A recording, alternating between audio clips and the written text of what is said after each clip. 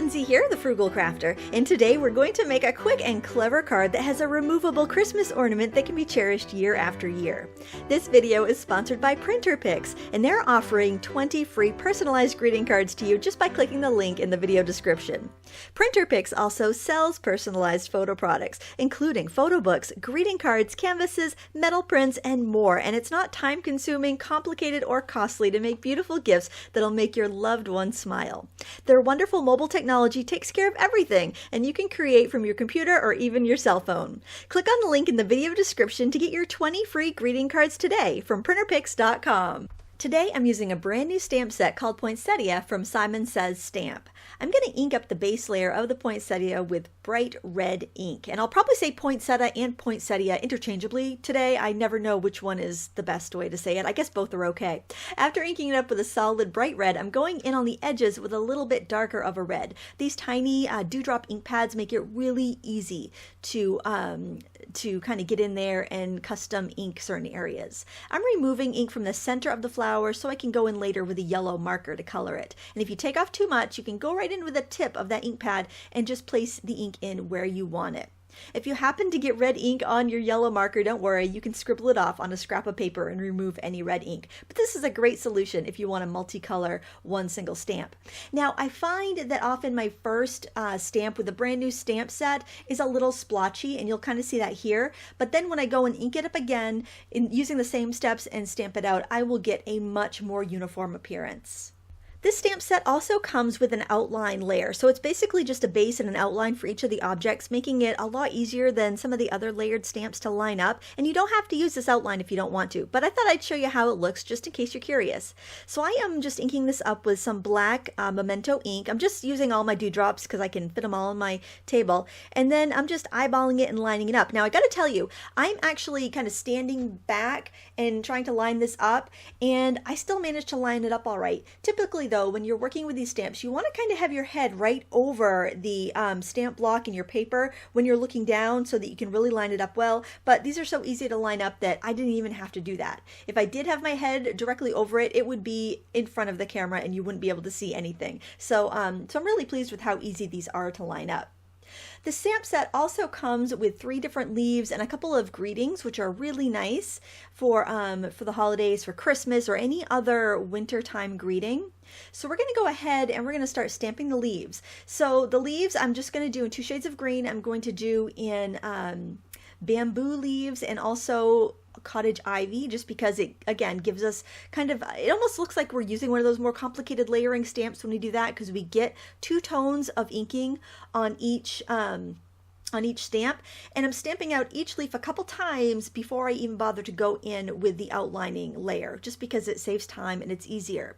If you are doing this project and you want to make like a dozen of these at once, I highly recommend you stamp out all the flowers, then you stamp out all of leaf number 1, then you stamp out all of leaf number 2. Do it assembly line style because it really saves a ton of time if you're making more than one card.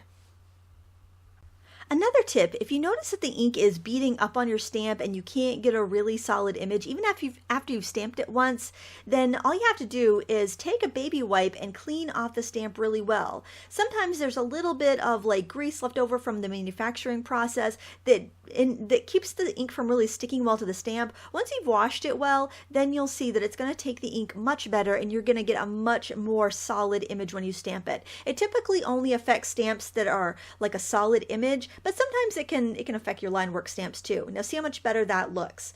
And once you get as many leaves as you want stamped, go ahead and stamp the outlines and cut them out. Here I have a label that I previously die cut from white cardstock, and I'm inking up the word greetings, it was from the Poinsettia stamp, with some Bahama blue ink. I love red and blue together on Christmas cards. And I'm stamping that slightly below center on my tag.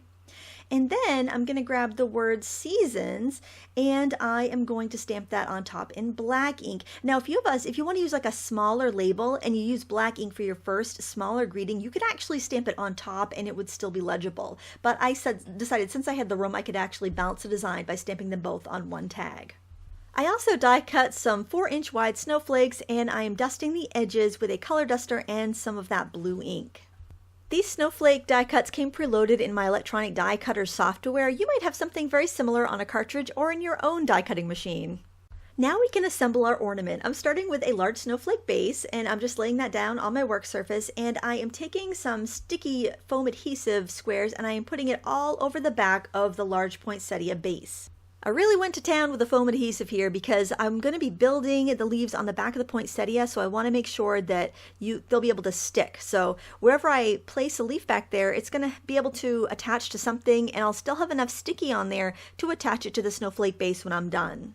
Before I stick the poinsettia down, I want to hide the hanging loop of ribbon on the inside of the ornament. So I'm just using a piece of strong double-sided tape to attach my little loop of 1/4-inch satin ribbon. And then I'm going to put my poinsettia on top. But when I was lining it up, I realized that I had those leaves sticking out way too far. It was going to cover up way too much of the snowflake, so I am readjusting the leaves. The great thing with foam tape and double stick tape is that I find is that if I work quickly, I can actually reposition stuff probably for about 5 minutes until the adhesive sets firmly. And then I just need to push it down and it will hold quite nicely. Isn't that pretty?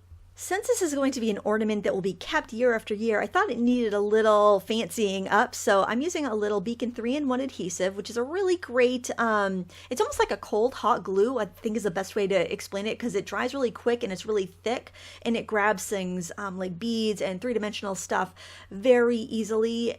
And you don't have to wait that long for it to dry, so I find it very, very handy. So I'm just using a few small, I think they're E-beads, just opaque yellow beads that are tiny in the center there, just to give it a little extra dimension. And then I thought this poinsettia could use a little bit of sparkle on the petals, so I'm just using my very simple Stardust pen. It's just like a glittery gel pen to add a few little accents here and there. You could probably use a Wink of Stella too. I just didn't know if it might reactivate my ink underneath, so I decided to just play it safe and go with the gel pen.